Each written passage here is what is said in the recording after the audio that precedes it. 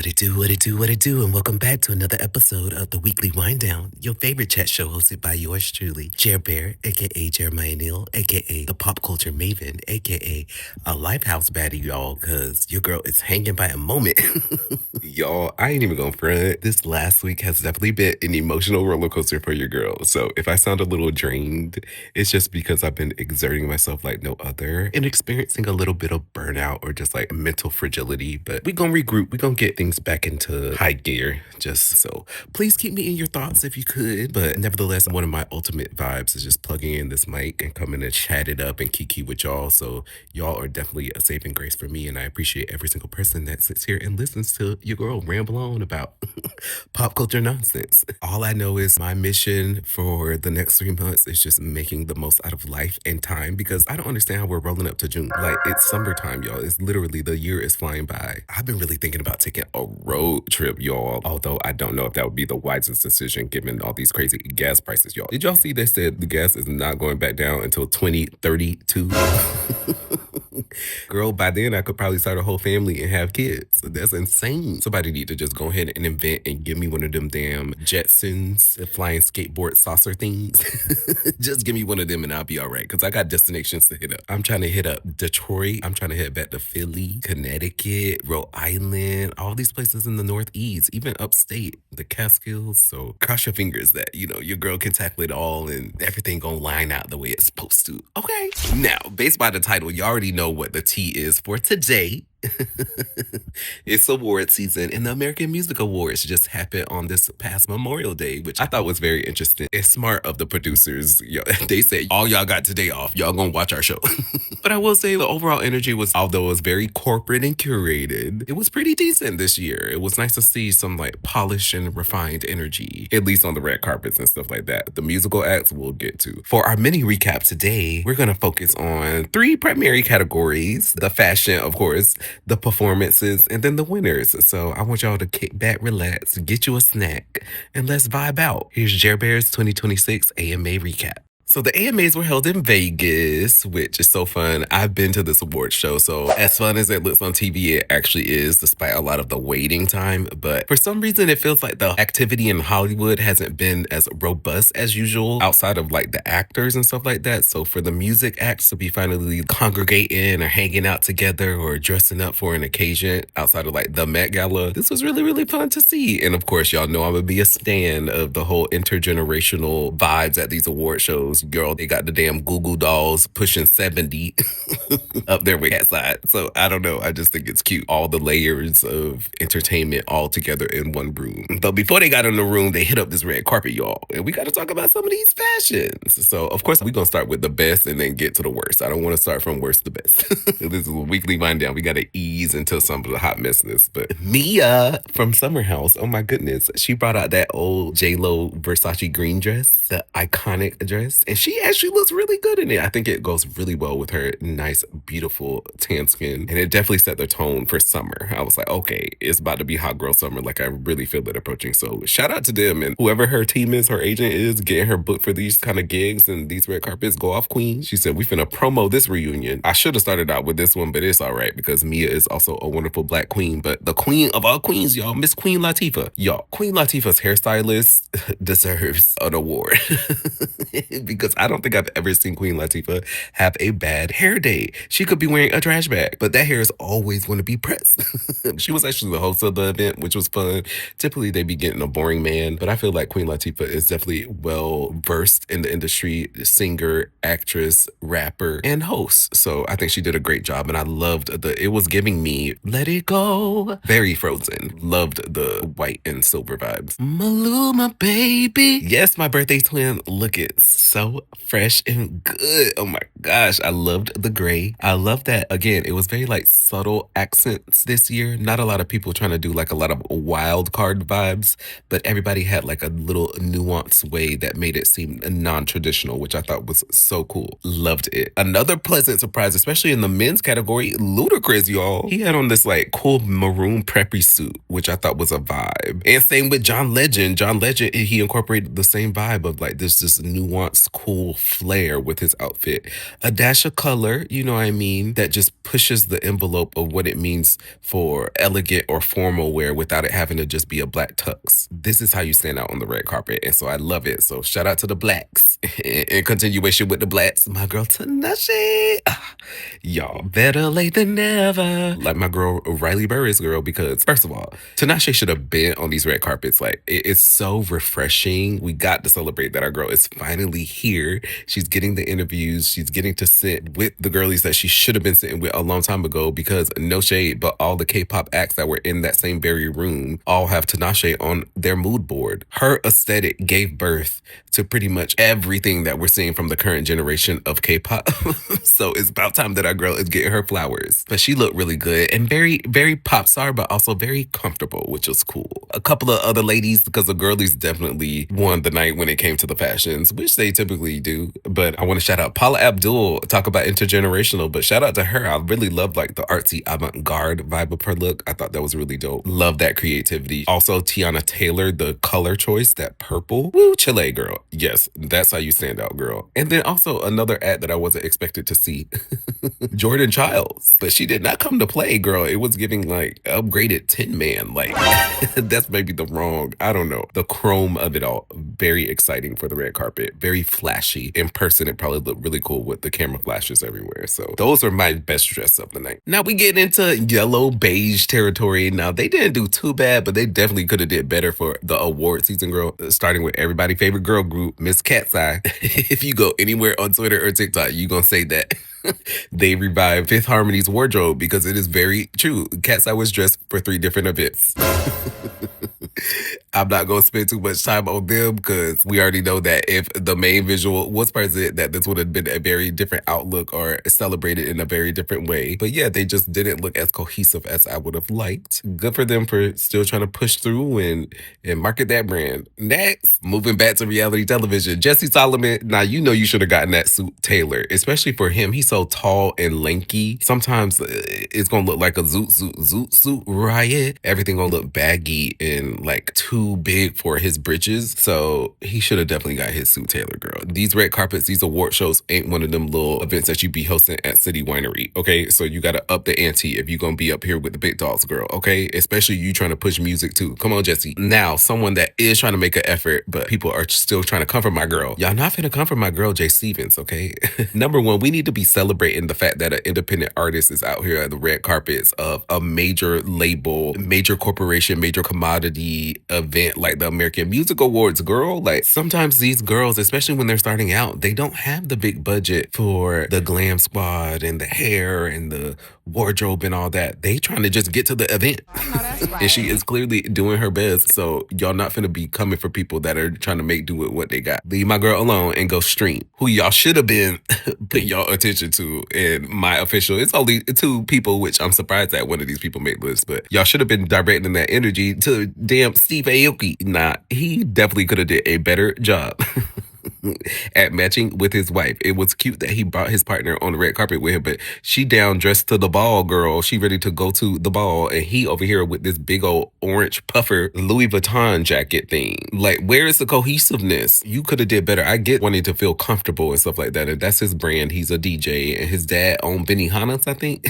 So he just had it good his whole life. I get that, but you could still try. He was given when Justin Bieber always used to walk up with sweatpants and basketball shorts and stuff like that, and Hailey Bieber is dressed to go to the award show. Give me some effort, girl, okay? And then, like I said, I never thought that there would be a day that this would come, that my man, my baby daddy, Anthony Ramos, would be on the worst dressed list. But girl, what was going on? What the hell? What were you wearing, girl? This was definitely giving, I'm late for my meeting in the Upper East Side or maybe even Midtown. I got about 30 minutes, so I'm just throw on whatever I got in my closet and hop on that L train to the fort. Real fast. I'm not even gonna say I get it, because I don't get it, but the only justification I could come up with is maybe he was just saving budget for his upcoming album. Because he just dropped a new single, New York City. Y'all better go get into it. My baby, he bringing that music back where he should belong. song. But yeah, you could have even went to Zara, girl, and got something a little more flashier than that. Especially if you come with this whole salsa vibe. Like, come on, Anthony, give me a Ricky Martin. Give me, who else be flashy like that? Even Benito, Bad Bunny. Like, they be coming correct on the red carpet. So you got to do that too, especially if you're going to be pushing new music, boo. All right, y'all, we get into these performances. The performances were pretty all right. Y'all just gotta understand that your girl grew up in the prime time of award show television, the VMAs and billboards and all that stuff. Like, growing up really shaped and molded who I am as a critic. So that is the standard. And all these artists know that because they always be referencing those people in their interviews of who they not necessarily want to emulate, but who are their inspirations when it comes to performances. It's just giving a lot of like copycat, or we've seen it. We've heard it all before. Come on, sunshine. But yeah, there were quite a few performances, but just none that were like memorable or iconic like performances used to be back in the day. And I think part of this is because as consumers, we have so much access to these people's performances and their tour shows and all that online. So they can't really like wow us or surprise us with something new unless they go out of their way to like make completely new choreography. Because even with the 50 dancers and the pyrotechnics or whatever, it's still just giving, okay, this is a stage production. It's not giving, oh wow, this was the moment of the year, because we done seen every damn performance of the whole year online already. So case in point, for instance, Cat's Eye, we done seen every variation of Pinky Up. I haven't even listened to the complete song, and I done seen probably about 20 different clips of just the same stuff over and over again. And it's not necessarily their fault, especially with K-pop. You got to do like a huge promo circuit. So you got to perform this song over and over and over again to kind of make it stick visually. And all they did for this award show was just reheat Katy Perry nachos for California girls with the whipped cream and the cupcakes and cotton candy and stuff. So for me, costuming and having background dancers ain't enough when you just did this at the Lollapalooza festivals and stuff like that. It gives Mediocre not the performance effort, but the memory wise. Like, will people be talking about this Cat's Eye performance next week? I personally don't think so. In the same way that we was running back and talking about performances from back in the day from our favorite artists like Britney Spears, Give Me More from the VMAs, you know what I mean? Even though that was a bit controversial, but it still was a talk of the town. So my point remains valid. The Pussycat Dolls did a performance, which I thought was kind of interesting considering they just canceled their tour. Well, they canceled it here in the States. So again, that just goes to show you that we are not the center of the universe. But nevertheless, they're getting dragged online. I think they did a pretty all right job given what they got. They only got 3 members, but it just goes to show you that they definitely need more members to give the whole troupe ensemble vibe. Again, even with a bunch of background dancers, it's not going to give the same allure that attracted us to your band in the first place. But I will say on a positive, it was dope to see like them performing with Busta Rhymes, because they haven't done that in probably what, 20 years. And it's also cool to just see women in their 40s and their 50s up there just living in their artistry. You know what I mean? Of course, they might not be as flexible and stuff like that, but they're still great performers. The Pussycat Dolls never half-ass performances. That type of like refined, polished energy, even if it was a little stiff at times, is something that I hope these new girlies really take into consideration or account when it comes to their tour productions or their award show productions. Like, you got to be the one to give us the energy, the light. You can't rely, again, on the 20 background dancers and the pyrotechnics to sell us this show. It got to come from within, boo. So yeah, that's something I'll always be enamored by the Pussycat Dolls. I want my melody, I want my Carmit, but I just love their allure. And at least it was given, I don't understand the bullying, because at least it was given more than 21 Pilots. They old racist behinds. I ain't forget about what y'all was talking about during Black Lives Matter in 2020. So they another one. Next, I'm gonna keep it real with y'all. I've been trying to get into Sombr the same way that I've been trying to get into like Olivia Rodrigo, because I miss it when the white girls, well in this case, the Wasians, but I miss when the white girls and the white boys used to rock. Like, we used to have Panic at the Disco and Blink-182 and Good Charlotte, and you know, they was just doing their thing. So I want to give people that are trying to fall into the alternative category a chance to shine like the girlies did back in the 90s and the 2000s when it came to this genre. But there's such a big disconnect when it comes to Sombr for me. Like, he gives off like a knockoff Mick Jagger. It gives like Timu. Timu 2026 Mick Jagger, or like a person that would do like a theme park performance of the Rolling Stones greatest hits. Like that's what his appearance gives me. And I don't think that that's how he be in regular life. We already clocked this with Benson Boone for the Grammys. But it's kind of like the same thing. Like whoever these people's stylists are or whatever, I get that they got to like stand out and they got to be different and maybe wear the tight pants and stuff like that. But we got to find more unique ways to express this instead of just copycatting Elvis and these people that we already got doing it. Because if that's the case, people just gonna go to the greats. They're not gonna check you out. But anywho, his music was all right. It's just that was distracting me.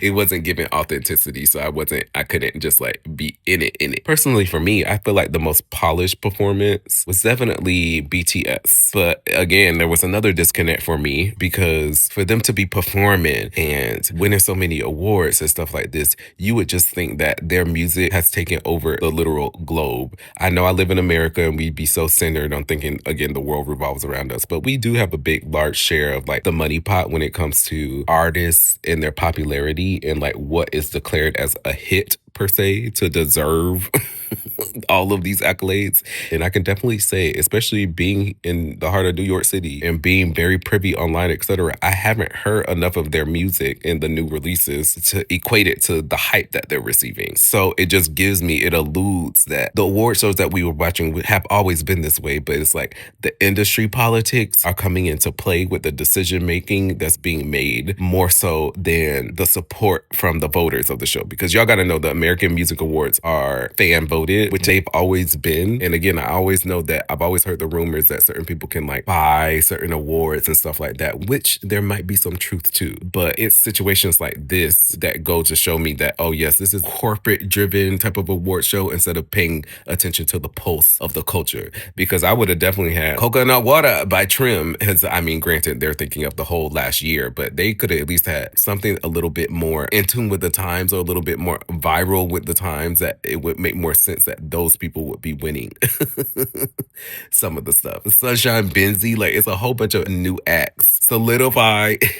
But you know what I mean? Like it's just so many acts that you can tell like it was like a certain sector of signed artists that really needed a push to either sell their tour or their record or whatever were put for the slots to perform and win the awards for the night. That's exactly what it read. They do a better job at just hiding that from us as consumers. But again, BTS, they did a very good polished performance. And so I would rather have a polished performance of a song that I ain't never heard of than someone up there just giving, mediocrity. So big ups to them. And yeah, definitely excited to see what the future holds for them. All right, y'all, we got to get into the winners of the night. I'm going to just do a little run through of some of the celebratory moments. Like I said, this show is considered to be the largest fan voted award show. The votes are collected by like a third party service. I don't even think it's like Nielsen or someone that's affiliated with the American Music Awards or television. Nevertheless, it's cute to see people give their speeches. It's cute to see people receive love from their hard work because some of these artists do be getting like pimped out, y'all. Like their schedules are not ideal. For some of us that love a little relaxation, we love a little vacay or a moment to lay back and watch Housewives. That lifestyle does not give that. So good for them for even having the hookup to be getting an award like this. And in addition, the nominees are determined by fan engagement data. So streaming, album and song sales, radio airplay, and tour gross sales. This is all tracked by Billboard and Luminate. So I want to just give a little context of like how these people are getting their wins. It's not necessarily like the Grammys where they have like a committee of industry folks all putting into the lotto pot for voting. But after everything I just said, it definitely tracks, for instance, that BTS and Cat's Eye would be winning. They have some of the craziest and most loyal fan bases. Another interesting thing to see is how the Gen Z artists, the Pink Panthers and all those folks, they're the ones starting to take over the award seasons. Right before our eyes, we're having like categories invented, like best throwback song. Black Eyed Peas won best throwback song for Rock Your Body. Like, no, we old. Times are changing literally right before our eyes. I will say it was dope to see the four of them all together on stage like that. Like I know Fergie hasn't been a part of the lineup for some years, but I think she might need to reconsider. They could do a little residency at the Sphere. I could see that for sure. They got so many different eras, especially with the four of them. Also, did y'all know that Ron Fair is the reason why Fergie is in the Black Eyed Peas? He actually used to manage her girl group, Wild Orchid, which was a trio of white girls in the 90s. They used to host a show, The Great Pretenders. He ended up having 4 kids with another member. I think her name's Stephanie in that group. I guess my girl did have a wild orchid indeed, girl. But yeah, he was also in charge of the Black Eyed Peas and got Fergie up in that lineup. And I'm like, oh, that's something. He knew what was needed. In continuation with the wins, Sombr won Best Alternative Rock Album, while 21 Pilots won the Best Rock Act. This show is always very telling because the people that are performing usually are the ones that are getting the awards. So Cat's Eye won 3 awards. Good for them. People are saying that when they received, because I don't think all of the awards were televised, but when they were receiving them backstage, people were saying that they were a little bit fake on how they received it. I think at this point, I don't even know like what we're supposed to be expecting from these girls, because it has always given corporate, and we were the fans that tried to make it more of this sisterhood thing that it's not. So I think the girls are actually just radiating the actual energy that they have been trained to be. And y'all just gotta accept on if y'all want to digest that and take that or just move on. But we can't expect them to be mono or have that type of like natural reaction to things, because that's not who they are. They are trained robots under hype. SZA won Best R&B Album for the second time in a row. Good for her, even though I know she doesn't take a liking to only being limited to the R&B categories. But I hope that one day she can see this as a win for her, as opposed to something that's just like not being recognized for being a totality. Because I also get that. That's what Michael Jackson was going for. He just didn't want to be just a black artist or R&B artist. He wanted to be the greatest entertainer of all time. So I get where SZA's coming from, but she also got to understand that it's also wonderful to be the representative of that particular genre, at least in my opinion. And she does incorporate a lot of R&B. She ain't no Summer Walker now, but she does have R&B elements amongst her alternative style. Another random award that I feel like they baking up, International Award of Excellence. I mean, granted, yes, this is good because it shows you that whoever is a part of the committees and the planning groups are like trying to augment out and think different and try to incorporate everybody. But Karol G won this one, as well as like Best Latin Album. But I feel like obviously that one makes more sense. That seems like a normal and standard album. But what kind of category is that? That seems more like for the Peace Corps or the United Nations, UNICEF. But one thing I talked about this, but my girl Karol G, she been running it for the last bit. Shout out to her, girl. I love to see someone's career trajectory just continue to go up, up, up. Just the same way as Becky G as well. I feel like Becky G had some moments and some pauses or whatever, but she also didn't give up on herself. And I love to see that because they really have cool packages for what they offer, especially for the Latin American market. So I love to see them running it like Jewels and Chris Brown.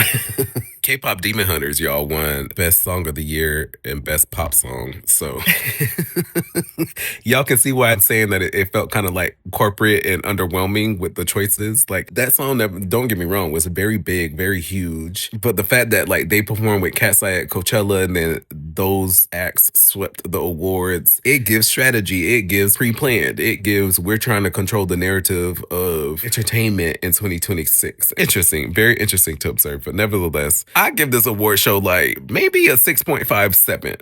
There have been way worse in the past, way more boring. Again, I love the fact that they had Queen Latifah hosting. I think that was a very big plus. But hopefully we could see a little bit more variety in the acts. Like shout out to Leon, he won for R&B song. But like I just want to see a little bit more diversity of the people being nominated or presented. I see that they're trying with like thinking of new categories, etc. But I also feel like there are other artists paving a way that are not necessarily signed to some big label that could use a moment in the spotlight. That could be it. Best independent artist or something like that. Like if y'all can have an AI award, which is probably coming in the near future, then y'all can definitely be shouting out the independent acts that are still making impact in the land of music the same way as some of these signed artists that swept away everything are. And another thing is, although this was so much fun to consume, I don't know how many award shows that we gonna have in the future, y'all. I know will.i.am was talking about last time that the evolution of AI, we're gonna be competing with AI artists, but I'm just thinking of the attention span of consumers. Like, I don't think people are into award shows the same way they were 20 years ago, the same way they were 50 years ago. I feel like the format might be changing, or how we award these people might be changing within like the next 20 to 30 years. Only time will tell, but it's just interesting to see like the luster shift right before our eyes, or people just, they're excited, but they're excited about different things. It's definitely not the access to the celebrities because they're bombarding us every single day on social media. So I think figuring out the purpose, the true core purpose of what draws an audience audience to watching an award show will really save the day. But right now, it can't just be, oh, I want to see what so-and-so is wearing and stuff like that. Because you was stalking their Instagram all day, you would have seen them getting ready in the changing rooms and getting their glam and stuff done, because that's the new wave of today. Everybody's showing us everything already ahead of time. So they got to think of that. They got to think of ways to make the experience a little bit more bespoke and unique for us pop heads, us pop-holics, us consumers and lovers of pop culture. Anywho, y'all, I hope y'all enjoyed this little mini recap. Make sure to go ahead and share this episode with a friend if you love my commentary, you love my observation. Make sure to get into more episodes of the Weekly Wind Down, and I cannot say how much I am so grateful for all of y'all. I have been seeing, again, these metrics, and they blow my mind every single time I log on to my dashboard and be like, y'all are choosing to listen to me. This is so insane. So forever indebted, forever grateful. Stay tuned to more vibes. Get into Here for the Mess on YouTube. This has been Chair Bear, signing out of the Weekly Wind Down. I'll chat with y'all next week. Holla!